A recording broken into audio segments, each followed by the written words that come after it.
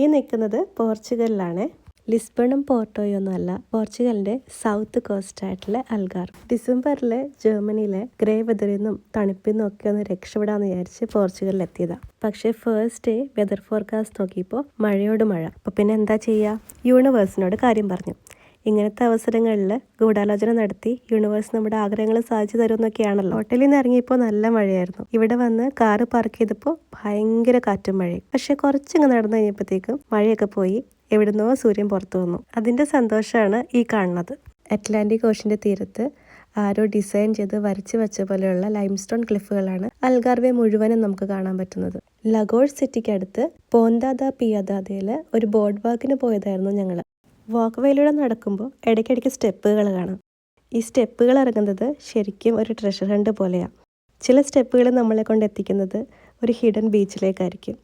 ചിലതിറങ്ങിയാൽ ചില അൺറിയൽ ആയിട്ടുള്ള കേവുകൾ കാണാം. ചില സ്റ്റെപ്പുകൾ ഇറങ്ങിയാൽ നമുക്ക് അറ്റ്ലാന്റിക്കിനെ ഇങ്ങനെ തൊട്ടടുത്ത് നിന്ന് കാണാം, തൊട്ടടുത്ത് നിന്ന് കേൾക്കാം. കാറ്റിൻ്റെ ശക്തി എന്താണെന്ന് അതേ ഇൻറ്റൻസിറ്റിയിൽ എക്സ്പീരിയൻസ് ചെയ്യാം. ചില വഴികൾ ഇറങ്ങുമ്പോൾ ഒന്നുമില്ല, മേളിൽ നിന്ന് കാണുന്ന പോലെ ഒരു വ്യൂ പോയിന്റ് മാത്രം.